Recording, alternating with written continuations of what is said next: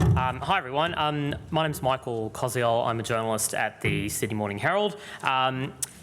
Thanks very much, Professor Cooper, for your presentation. I must admit I wasn't quite aware of the extent to which the loss of work during the pandemic was so gendered, so that was a timely reminder for me. I thought in particular seeing that chart about workforce participation rates in southwest Sydney in comparison to the rest of the city was, jogged some ideas in my brain at least for the type of stories that we need to be doing and the type of people that we need to be talking to for those stories. So thank you for that.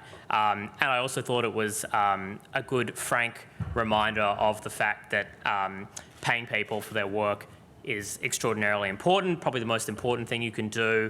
I know we've all, heard and said the accolades during this pandemic for our frontline workers and the people who kept us safe and who did the jobs that other people didn't want to do. And I think, as you clearly stated, the most important way that you can show your appreciation for that work is to pay people properly for it.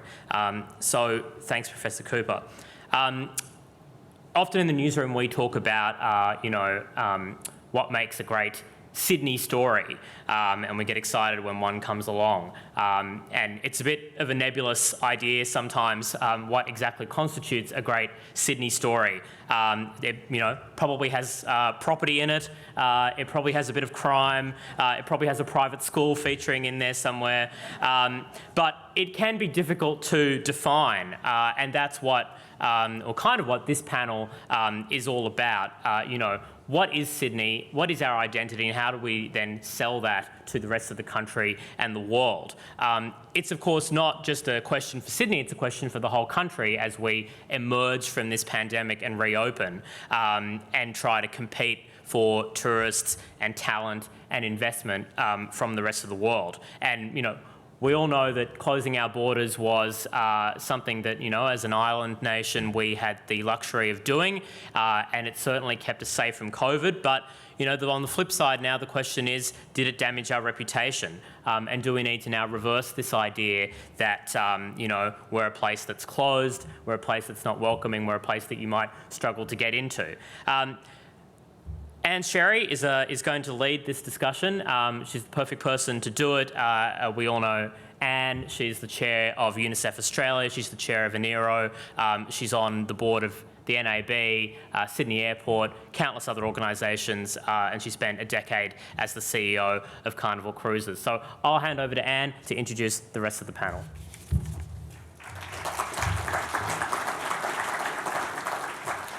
Thank you for that introduction. As we come on stage, I have a very distinguished panel whose names are behind us and whose details are in your book, and I won't take our precious short time since we have such a big topic to cover. Peter inspired me to talk about what I was wearing, which is my new accoutrement, the wrist mask. Goes everywhere, but other than that, nothing else. Look, our subject is Sydney as a global city, and how do we really reclaim that space again, given we've just spent a couple of years with lockdown, Fortress Australia, Fortress Sydney, Fortress bits of Sydney. So the psychology about being a global destination needs to be revitalised. We've got incredible strength in our diaspora, which we've always talked about as one of our great attractions, because people don't just come to Sydney as tourists, they come for family reunions, they come to see family and friends, they come to study and do many other things. I think nation building has been built on the back of great cities. So great nations don't exist in theory, there are specific places that create great nations. And arguably, Sydney as a great global city has been part of our national identity, despite all the, palaver that goes on between cities and parts of Australia. The reality is, without Sydney, the great international reputation of Australia would not have existed either. And we've spent 2 years leading small lives, as Natalie mentioned earlier, which I thought was interesting, we've spent a lot of time today talking about how do we rebuild at a local level, which I think is important, because actually great cities are built on great neighbourhoods. If you think of all the great cities you've been to around the world, there's been stuff about great neighbourhoods you go to. You do what the locals do. You don't do just what tourists or visitors do. So the question as we face into that now is, can we be more deliberate about the sort of great city we're going to rebuild? And off the back of that, the sort of great nation we rebuild. Because if we just do the same stuff that we used to do, what we know is other places and cities have redefined what great cities are. If we just do the same things as we were doing before, it may not be sufficient to, in a competitive world, in a competitive world, for Sydney to be the great city. And I would argue, in fact, Sydney as a global city was a bit of an accident when it happened last time. We didn't really set out to create Sydney the global city.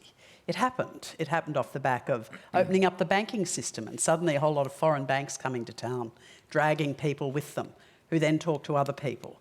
It happened because of the Olympics, and for those of you who were around then, lots of Sydney-siders said, well, we have to get out of town because all these foreigners will come to town and the city won't be our city. It'll be somebody else's city. I mean, that language at the time was incredibly small in thinking, and lots of people did it. I mean, we talk now about East versus West. It was like us versus the world. They can come to see the sport and then bugger off and we'll have the city back, thanks. And good things happened as a result of that, but it created accidentally a real sense of us being a global city that we then leveraged.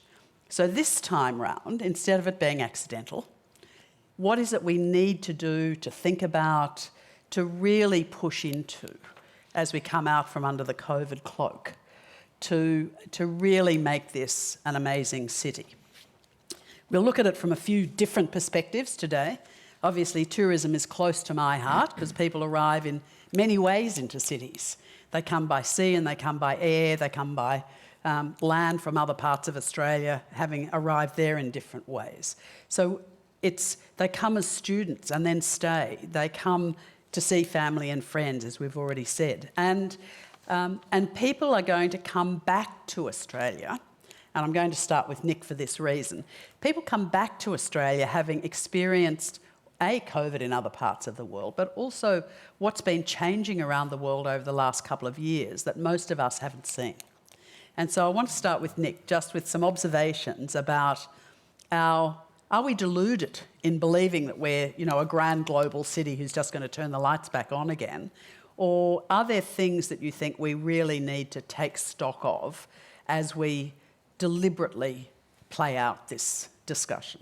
And I love this city, I love this country. It's where we've decided to raise our children. I mean, that's the sort of level of the vote of confidence from me on that front. We've just left New York City, which arguably is the greatest city in the world, but I really truly believe that we've come back to the most livable city on the planet. And I always regard Australia as the great lifestyle superpower of the world, and that is such a powerful combination. I mean, this should be the showcase city in the showcase nation on the planet. I don't think we should talk about Sydney as a global exemplar. I think we should talk about it as the global exemplar. And I think we should talk about Australia in the same terms, not a global exemplar, but the global exemplar. I mean, COVID's been a really interesting time. You've had a real tale of two COVIDs, because early on, of course, many of us, particularly in New York, where, the city that never sleeps became the city that couldn't sleep because of the round-the-clock noise of ambulances. At one stage, we had 800 deaths a day in New York City, and you looked at Australia, and it just looked like this COVID Shangri-La. But I think since then, people have become a lot more aware of the policy architecture that required, the Fortress Australia, the drawing up of the drawbridge, the coming down of the portcullis, the severing of the relationship between Australia's great global community. As you say, Anne, it's a rolling diaspora, but that rolling diaspora found it hard to get home because of Fortress Australia, because of the caps, because of the country really shutting itself off. The tyranny of distance became a kind of great advantage for Australia in many ways. But the measures that were put in place, I think, have ended up having a very negative international press in the last 12 months or so. What worries me about coming home is the fragmentation of Australia. I think Sydney is strong when Australia is strong, and I think Australia right now is weak, and I think it's incredibly fragmented. I worry that the lines on the map have become these uncrossable borders. You've had states acting like they're independent countries. You know, I know, obviously, the history of this land, the secessionist strain in Western Australia is very strong. You know, Queensland's always regarded themselves as kind of super Australians, I think, in many ways. And that worries me because, you know, I've come from America where the term the United States is now an oxymoron. America's defined now by its disunion. I'm a Brit. The United Kingdom equally is becoming an oxymoron. And I worry about the dismemberment of great countries, and I worry about that in Australia. And as I say, I think the global image of Australia is so synonymous with the global image of Sydney that you can't have a strong Sydney unless you have a strong Australia internationally. And so I think, you know, we've spoken a lot about the two sides of this city coming together this morning. What I'd love to see very quickly is nation building in Australia and Australia be Australia again. Great, thank you. Well, Philippa, it's your job to, you know, to speak to the world about why they should come to Australia. Nick's point about the coherence of that and the challenges of that. Do you want to talk about how you're thinking about Australia, or Sydney as a global city, but that as part of Australia as a global destination? Absolutely. And firstly, lifestyle superpower. There's something in that. I'm going to use that. So thank you for that. Expect to see that in the TA ad. Yes. Look, I couldn't agree more. I think we keep an eye on global consumer sentiment for Australia as a business events destination and a leisure destination. And we have... I have seen that play out in our research, that we were initially envied and now we're a little bit ridiculed in terms of how we are managing this. And I think, you know, our imperative as opening is imminent, and it's really imminent, which is super exciting after 2 years of being closed to the world, is that we need to work in a nationally consistent and coherent way across Commonwealth, state and industry, because we need to recognise that in this moment there are bigger competitors out there than each other, and there is so much competition for the global wallet at the moment as destinations, even though those ones that in 2018 were crying about over-tourism. Guess what? They've realised how important tourism is, and they are going after the global wallet. There are less travellers out there now, and so competition is fierce. So there is a real jeopardy at the moment that we reopen and we do not work cohesively. It's not a kumbaya thing. It is actually an opportunity cost that we are in very real danger of losing our market share globally if we don't do this properly, and the world is going to be watching. And, you know, where does Sydney fit into this? Tourism and the visitor economy is important for Australia, but it's really important for Sydney too. So some fun facts that you may not know is that even though 9% of visitation to Sydney is international, it accounts for 43% of the visitor economy and a whopping 69% of overnights here. So that's why the city is not firing at the moment, because we just don't have our international visitors here. And the visitor economy isn't just leisure, it's business events, as I said, it's corporates and it's students. It's really important that we get those people back. And the other thing is that, you know, people don't come to Australia just to go to Sydney. They come to Australia to visit and have experiences around Australia. They didn't even necessarily know that state borders were a thing until 2 years ago. And so it's really important that Sydney, and it's a bit of a rally cry, that Sydney needs to lead the way and stand up and be that global citizen and re-welcome the world to Australia. It's crucial. I'm delighted to hear that border openings are imminent, and hopefully to all forms of travel. Yes. So wearing my cruise hat, of course. I think that's been heard loud and clear. Andrew, universities have obviously been such, and students, as Philippa said, have been such an important part of our being a global city. And students, of course, bring families, bring much more than just turning up to study themselves. It's also our innovation hub. So talk to me a bit about or talk to the audience really about your ambition for finally getting students back and leveraging that, and whether you've thought about that in different ways over the last couple of years. Look, I think we've started to think more broadly about the knowledge economy and innovation and the future industries that we're looking for. And it's been going before COVID. We're thinking about the future of work and the fact that a lot of jobs were being disrupted, and the need for the sort of creative, innovative skills, connectedness. And those jobs are global. Those jobs are inherently global. So whatever future that we look for Australia, for our own businesses, for our own domestic students, that global connectivity is going to feature. And so while we've thought in the past about the value that international students have to the local economy, we've thought about them as part of the university's business model, if you want to put it bluntly like that. Now I think we really have to think about international talent as an integrated part of the way in which we view the workforce of the future. We can't think of it as separate. And why Sydney? And what's the anchor for Sydney, I think, brings us to some of the work that's going on around some of the precincts and the innovation precincts, whether it's Tech Central here, whether it's the Aerotropolis and the manufacturing agenda, whether it's our fantastic health and medical research precincts. There's a reason to bring international talent there because of that exchange. And if we can think more about that in our workforce planning, it's not a deficit of jobs for local students and workers. It's actually an enhancement of the economy that will produce jobs for more people. So I think that's the shift. It's going to be hard because of the dislocation, just the sense that we have to do some bridge building.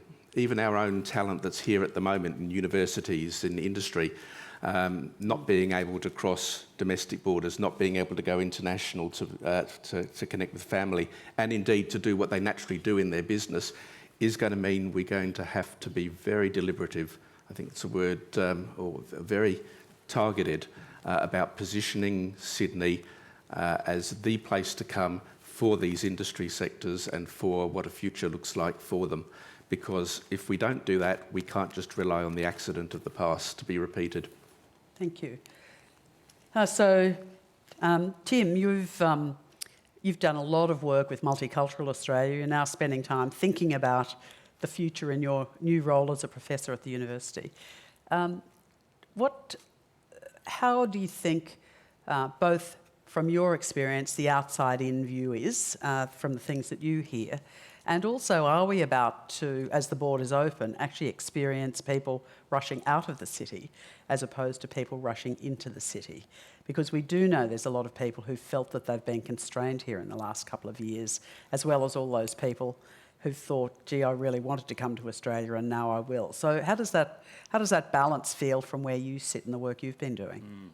Well, I'd say it sits in flux, and if we're going to re-engage right now after 2.5 little bit years of COVID, we've got to do it with conviction, because there's the risk of us turning from a lifestyle superpower, as Nick describes it, into a lifestyle sanctuary, a sanctuary sheltered from the rest of the world. And when I think of the last 2 years, I think it's presented a fundamental challenge to our national identity and who we think we are as a country. So the nation-building challenge is here right now for us to wrestle with, and it's not about doing it just with a deliberative purpose. We've got to do it with some heart and some real conviction, because if we don't, we'll end up winding the clock back on our society. You know, I came here with my family in the 1980s as a migrant family, but I think the last 2 years have given me an insight into what Sydney might have felt like in the 50s and 60s.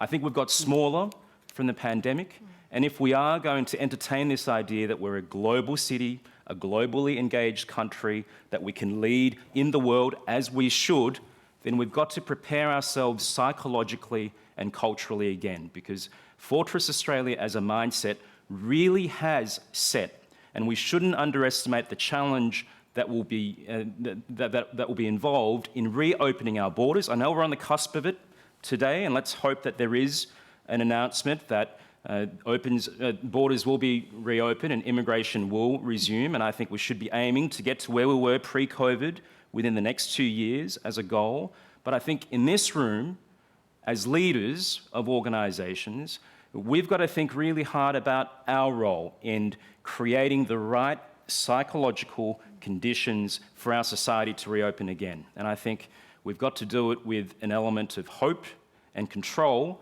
because for too much of the past 2 years, we've had fear and anxiety. And really, right now in January or February 2022, I'm struck by how many people are still thinking as though it's March 2020. I mean, reopening society when more than 90% of the population has had a double vaccination and when a percentage have also had a booster is not letting it rip. It's not letting it rip, but yet psychologically, that's where a significant portion of our society is. So we've got to bring people along with this challenge of reopening, and it is a challenge of nation building and reimagining who we are as Australia. So to everyone, there's a piece about how do you shift the dynamic from fear to optimism. Because we have spent 2 years being, in a sense, relinquishing a lot of control because of that sense of fear. If we didn't do that, terrible things would happen, and terrible things happened anyway. So, but that psychology, which goes to your point, Tim, about how do you grab a future focus that's got a bit more heart and optimism? Anything that you're thinking about doing? You know, is it a deliberate thing? Say in a university, are you thinking about that in a university? How do you do that? Look, absolutely. It's in a sense, that's one of the roles of the universities. And we've got a great university sector in Australia and in New South Wales. So being able to leverage that to create the sense of the new, I think we're right. We don't want to wind the clock back and say, I wish it was like what it was. There were issues with the way it was. Even 2 years ago, we were up against economic headwinds. We had schizophrenia and our relationship in the region, and that persists today, and it's a challenge for us to get through. But the reality is, if we as a city don't take that approach of saying, where are the opportunities that we're already creating and get behind them, rather than trying to find reasons why we should just either retain the sort of fragmented work that we've got at the moment, the smaller world. We shouldn't be looking to the smaller world. We should be looking towards the bigger. And you know, it's good that we've got a state government that's got positive policies in areas such as innovation and what the economy will look like. But for us, it's giving the people who we come in contact with, for us, it's our students, and shaping the opportunities we give them for the future, whether they're international students or domestic students. That optimism, I like that, the optimism that we need to start instilling right from education through to what the next job is going to be and where the next job will be. And Philippa, as you're thinking about marketing Australia to the world, if we don't have the leadership, optimism and conviction domestically, do we run the risk of that being seen as a sort of overpromise and underdeliver for people that we're trying to attract back to Australia? It's a good question, but here's the thing. We have a longitudinal study looking at brand Australia. How do people perceive Australia? And the interesting thing is that nation brands are built over decades and sometimes centuries, you know, so they're things that they're not very, there's a lot of sentiment that bounces around that, but actually Australia is still seen in a very positive light. And, you know, we know that, in fact, that brand Australia has increased over this time. People have seen us as a really optimistic, well-managed, safe, quality nation. And so, you know, I'm really positive about that. I think in this moment, as we completely restart from scratch almost tourism, we have an opportunity to think about how we show up and, you know, what it is that we want to, what experience we want visitors to this country to have. And so as an industry, we're actually doing a lot of thinking about that. You know, we talk about reimagining our future because there's very few times that you can actually do that. But so I think, you know, I'm really positive. I think brand Australia is in good shape with a little bit of, some of those issues are still there, absolutely. And I think we as a nation have a little bit of work to do around how we all retreated to such parochial tribes so quickly. But perceptually, I think we're actually, underneath it all, we're actually doing okay, and people still want to come here. So, you know, I guess the question is, what do we want an Australian experience to be, and how do we go about building that from now? Interestingly, and Nick, I'll ask you this, there's a couple of questions that have come through about Melbourne v Sydney, which are inevitable. And of course, Melbourne has had the tennis, feels as though it's had more international stuff happening than we have here in Sydney.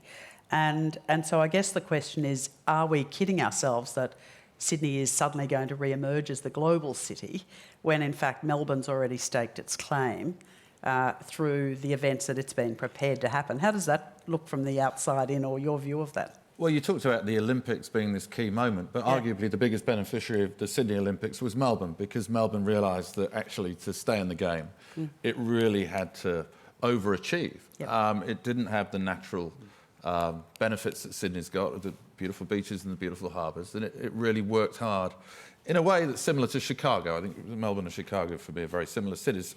Cities that sort of punch above their weight because they really tried hard to get in shape. And but you know, going back to how I started, it's that civic rivalry that in some ways I find a bit depressing. I kind of think that, you know, so much of this is regarded as a zero-sum game. If Melbourne's doing well, then Sydney's doing badly. Melbourne and Sydney are fantastically complementary cities. You know, there's even that great line, isn't there, about, you know, Australia has a great opera house. The outside of it's in Sydney, the inside of it's in Melbourne. I mean, these are fabulously complementary places. You go to Melbourne for different reasons than you go to Sydney. When Melbourne succeeds, it doesn't mean that Sydney's failing. And I think you just got to try and get away from that kind of internalised competition at the moment, which is creating this sort of horrible state versus state, city versus city mentality, and just realise that, you know, when Australia's strong, everybody's strong, you know, and that's the mindset I try and approach. Yeah, so Tim. Yeah, just jumping in on that, I think a great example of what we could do better is the example of schools reopening, where you had a unity ticket between New South Wales and Victoria. So if we're talking about getting Australia back on track and globally engaged again, Sydney and Melbourne are going to have to lead the way together. And the alternative, most obviously, at the very extreme, is Western Australia, which may remain closed indefinitely. But I think what's reassuring is that we've had zero COVID, fortress states learning and shifting. Queensland is shifting, or has shifted. Victoria has shifted pretty definitively as well. So what we're seeing here is the ability of our political leadership and our institutions to adapt, but we can't take that for granted, because there's always the example of Western Australia to avoid. And that's the challenge right now, to think about this as a nation-building exercise. And I think that there is going to be a need for more unity tickets between Sydney and Melbourne and Victoria and New South Wales, because we're not going to get leadership from somewhere else. So there's a couple of questions here that say, where the bloody hell are we? How do we answer that question? Can I take the fifth on that one? Stuck somewhere with hoping that people will come back and love us. Do you think that the Olympics in Brisbane is an opportunity to run more unity tickets in Australia as well, that Sydney should be leveraging? Yes, but you can't wait that long. I mean, that's the problem. You know, there are so many sort of events on the distant horizon, but you've got to do this right now. I mean, I always think that Australia had this amazing reform era in the 80s and 90s under Hawke, Keating and the start of Howard. And then you had this kind of revenge era in your politics when everybody was killing each other. And I do think there's a danger now you could be in a regression era if you're not careful. And you need a reinvigoration era. And that's the thing. Now, whether you've got the leadership of either party, frankly, to do that, I'm not sure. I think one of the great things the 80s gave Australia was a kind of model that was almost politician-proof. But COVID has shown that nowhere is politician-proof, because the only agency with the power to actually mobilise is the government. And you know, I think for so much the last 20 years, it's been people in this room, people in other rooms like it, who've just been driving Australia, regardless of what was happening in Canberra. That hasn't been true of COVID because of the primacy of government that is exposed. But it's almost like it needs that to happen again. People in this room to basically take charge and have the vision for Australia and the vision for Sydney that often isn't articulated at the highest level of government. So so let's have everyone answer that question. Like, what would you do if you were running the land? What is it that would create? What would you do differently than what's happening at the moment to both create the national unity, but actually make sure that Sydney's cemented in there as a global city. Tim, what would you do? I think it's a cultural challenge, and it's got to involve an element of some cognitive therapy for the country. The country believes it's stuck in a pre-vaccine world in 2020. It has forgotten to some extent that vaccines work. They've been proven to work. They're a powerful defence against serious disease and illness. Doesn't mean that you'll prevent people from catching this virus that's circulating, but this is about as good as it gets. And we've got the science and the know-how to give us that reassurance. And I think that's just the simple message that we should be instilling in the population, because for all of that we did well in 2020, it has created a legacy. Our default in thinking about the virus has been to close borders and to lock down to some extent. And we've now got to evolve, but we need to train ourselves to think about the virus differently. Great, thank you. Philippa? Is get out of the way an option? Get out of the way is an option, but good luck with that, yeah. I think to rebuild and re-welcome the world to Australia, it's not just a marketing problem. I think there needs to be a holistic approach to it, which is what I've been talking about throughout this panel. But I think it's visa policy, it's tax policy, it's what infrastructure do we want, and everybody working towards a common objective. So I think an alignment of all of those things is really important to really properly welcome the world back to Australia, or actually welcome Australia back to the world, which is where we're at the moment. Do you think our sort of anti-China, anti-Asia to some extent stance is going to get in the way of that? I mean, we do have this, it goes with the point that Tim's been raising about the psychology of the lockdown country and keeping ourselves safe, not just against the virus, but against every imagined threat that we seem to have developed around us suddenly, after 20 years of really wanting to embrace our geographic positioning and economic positioning, suddenly everyone's on against us. Is that a dynamic that we just need to fix, Nick? Look, I think COVID is, and this has happened the world over, tends to bring to the surface a country's underlying conditions. Yeah. And one of the historical underlying conditions in Australia is isolationism. It's a certain amount of parochialism. There's a very high level of authoritarianism, which I think, there's been something of the penal past in a lot of the approach to this, which is worrying. And I think, that it's challenging those ideas and rejecting those ideas. Australia is the best when it embraces the rest of the world, not when it shuts itself off from the rest of the world. And it's getting that back and getting a sense of fun back in this place. I mean, something that struck me coming back. I mean, it's brilliant to be back, and I'm just delighted to be here. But it's that Australian sense of fun that was so evident in that Sydney opening ceremony, wasn't it? With the lawnmowers and the inflatable thongs and all that. It's getting that back. It just at the moment, I think when you look at Australia from outside, it seems a bit stern. And it seems a little bit joyless. Bring back the joy. So, Andrew, students and universities are part of bringing back the joy. Oh, what yes. else do you need to do? Well, I think everybody likes the joy, but the reality is the student experience does count.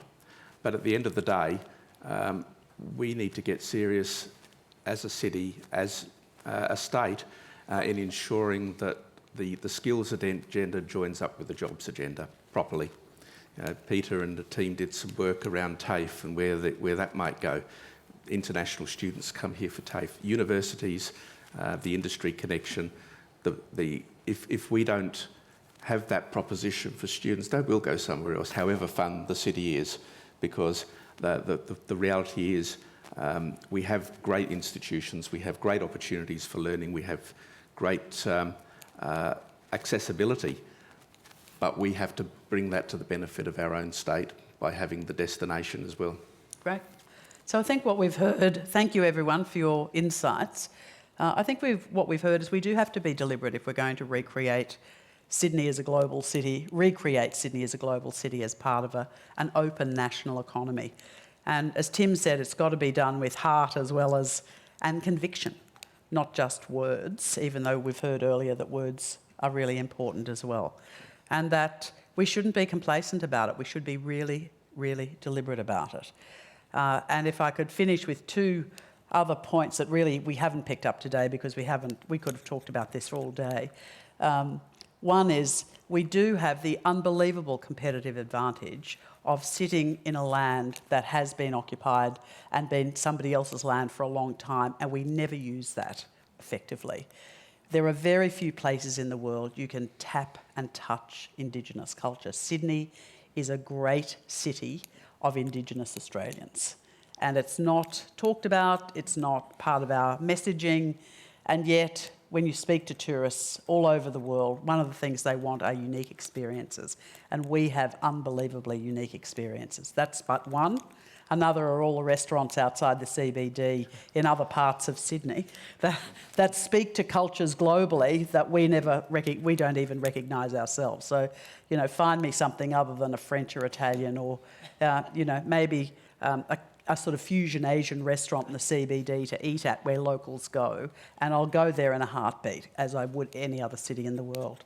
And I think the final thing for us all is to lift our aspiration and ambition and not assume it's going to roll our way. Apart from the internal competition, we need to come together coherently across Australia, I think, and restate who we are to the world, and do that with the right level of heart, conviction and lack of complacency. And even if Western Australia stays out of it, there's probably enough on the East Coast for us to do it. Thanks, everyone. Please join me in thanking our amazing panel.